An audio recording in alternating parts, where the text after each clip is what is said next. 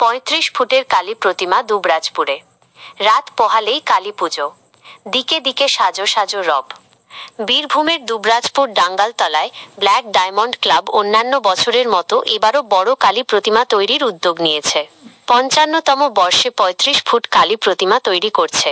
হেতমপুরের মৃৎশিল্পী মাধব বাগদি ও তার সহকর্মীরা দিন-রাত এক করে প্রতিমা তৈরির কাজ করে চলেছেন।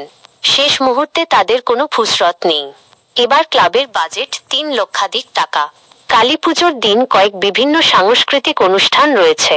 ব্ল্যাক ডায়মন্ড ক্লাবের সম্পাদক অভিজিৎ দাঁ জানান, গত বছর ৩০ ফুটের কালী প্রতিমা তৈরি হয়েছিল, এবার ৩৫ ফুটের।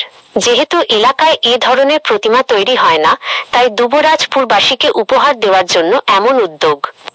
বীরভূমের দুবরাজপুর থেকে সন্তোষ পাল, সফিউল আলম ও বিশ্বজিৎ ঘোষের রিপোর্ট, লোকাল নিউজ।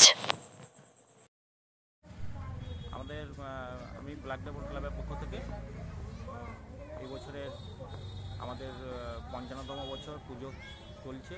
এই বছরে আমাদের ঠাকুরের উচ্চতা ৩৫ ফুট। গত বছর আমরা ৩০ ফুটে করেছিলাম, এবছর একটু বেড়েছে। আর এছাড়া আমাদের এখানে অনুষ্ঠান বলতে পুজো উদ্বোধনী অনুষ্ঠান কিছু আছে, আর এমনি সাংস্কৃতিক অনুষ্ঠানও কিছু কিছু আছে। আমাদের বাজেট, আমাদের এই বছরের বাজেট হচ্ছে ৩,৬০,০০০ টাকা। সরকারি কোনো অনুদান পেয়েছেন নাকি? না, সরকারি অনুদান না, কোনো কিছু পাইনি।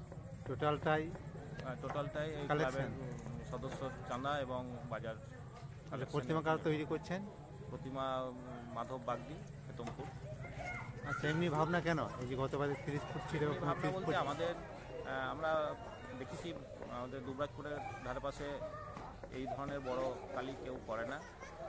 সেই চিন্তা ভাবনা থেকে আমরা ভেবেছিলাম যে দুবরাজপুরবাসীকে এবং নতুন কিছু দেওয়ার জন্য।